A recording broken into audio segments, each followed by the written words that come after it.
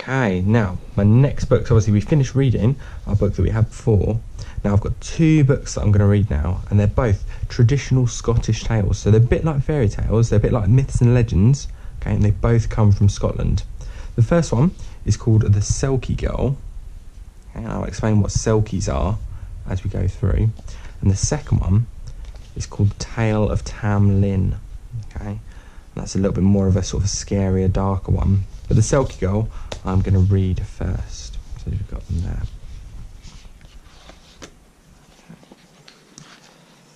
Okay. Selkies. Seals who can shed their skins to take human form on land are a classic part of Scottish mythology. They often appear in stories from around the north coast of Scotland.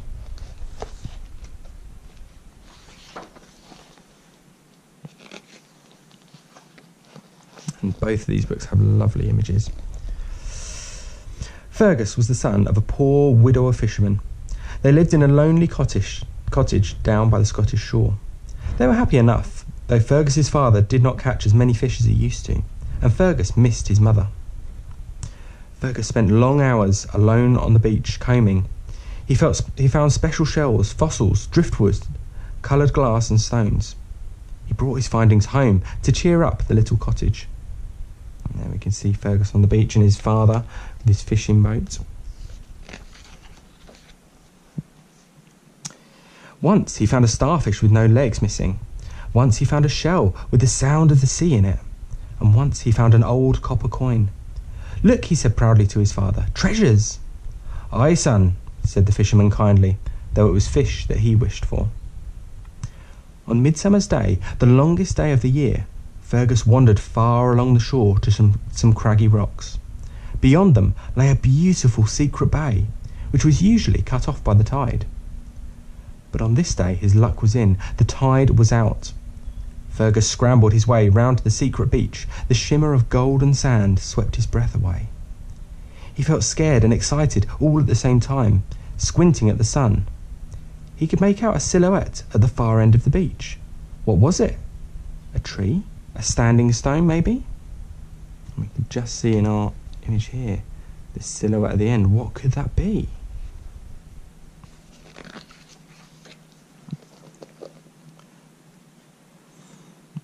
Fergus had no time to find out. The tide was turning, and soon the waves would swallow up the golden sand and he would be trapped.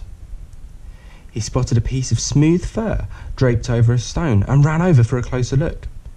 The dark, shiny fur was speckled with silver. He'd never seen anything like it, and it felt warm and soft to the touch. "Treasure!" he cried, and snatched it up. Fergus didn't see the girl in the distance, running towards him, her arms waving wildly in the air. Can you spot her in the picture?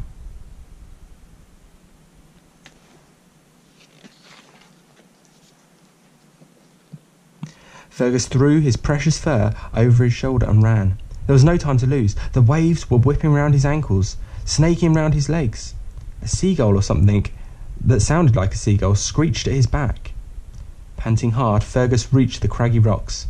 He waded around to safety of the open shore. With his heart pounding, he climbed the grassy path. He didn't notice the large seal in the bay honking desperately at him.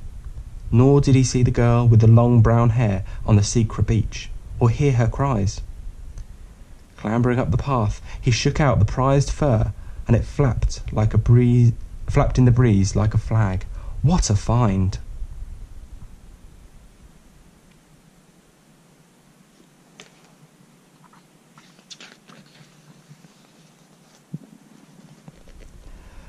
The girl sat down on the secret beach and searched frantically for her sealskin. She was a Selkie, half human, half seal. To return to the sea, she needed her skin. It was as precious to her as her beating heart, and her mother honked loudly from the sea, warning her to return. The girl's sealskin was gone, and soon the beach would be gone. She plunged into the incoming waves and swam as hard as she could. Human swimming was difficult and dangerous, and it was hard to swim with no flippers or tail fins. It was hard to swim with no sealskin.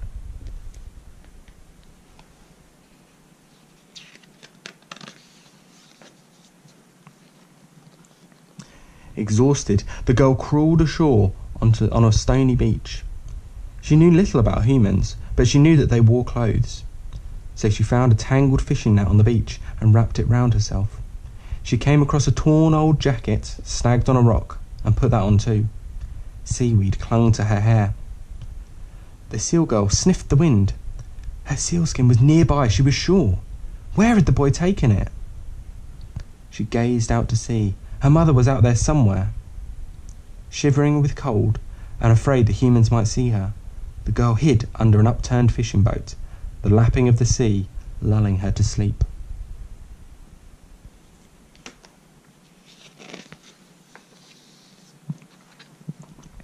The next morning, Fergus laid out the fur along with his other treasures. It was the best thing he'd ever found. He wanted to show the children in the village. He was sure that then they would be his friends. Suddenly he heard a banging from the window behind him. "That's my skin!" cried a voice from outside. Fergus swung round. A wild girl with seaweed in her hair was staring at him through the window. Again she banged on the glass so hard that Fergus was sure it would break. "I'm a Selkie," she cried. "I can't go home without my sealskin. Give it back to me."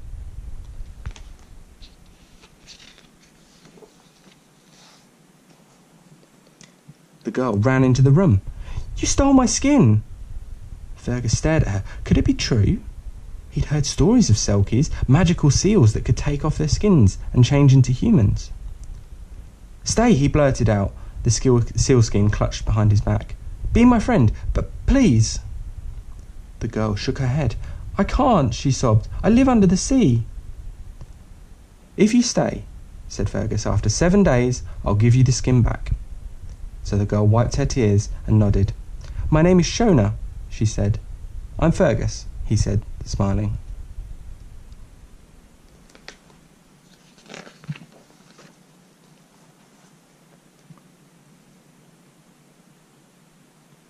Shona refused to stay in the house, so Fergus brought blankets and cushions for her boathouse. He brought her an old blue dress that had been his mother's. Shona felt strange in the dress. They played tig on the beach. It was windy, so Fergus brought out his kite and showed Shona how to fly it. "I like playing on the land," she told him. "It's fun." And the kite flew high in the blue sky.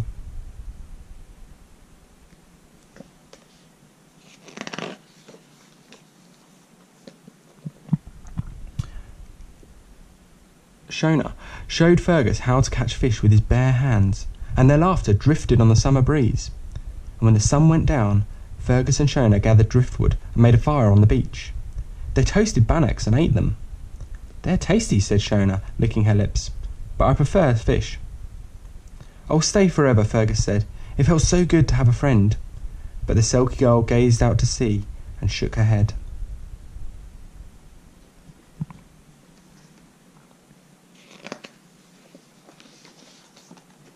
Look at all those fish. Fergus's father complained that he wasn't catching no fish at all these days. "You'd think the sea had put a curse on me," he grumbled. But he was surprised and happy when Fergus brought home a huge pile of fish for dinner. "I caught all these," Fergus told his dad proudly, "with my bare hands." And a rare smile passed over his father's face. "Perhaps," he said, "our luck has turned."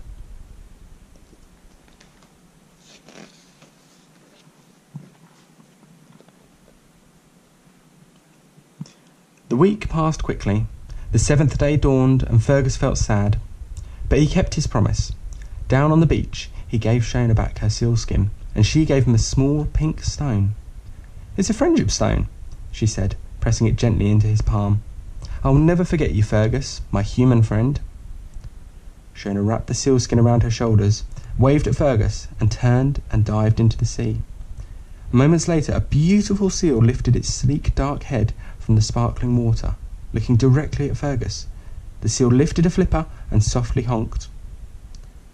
"Goodbye," called Fergus.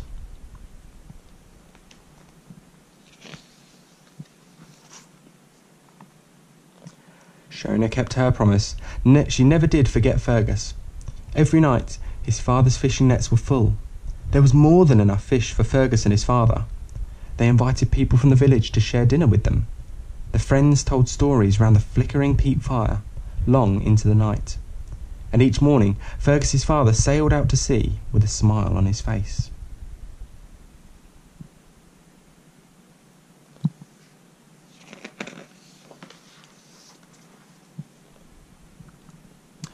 Fergus missed Shona, but the children in the village had seen him flying his kite and came to ask if they could fly it with him.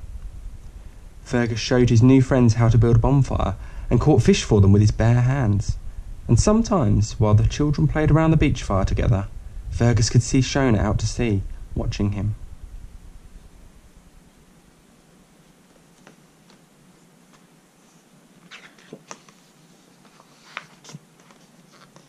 Perhaps one day you will see her too. What a lovely story that is.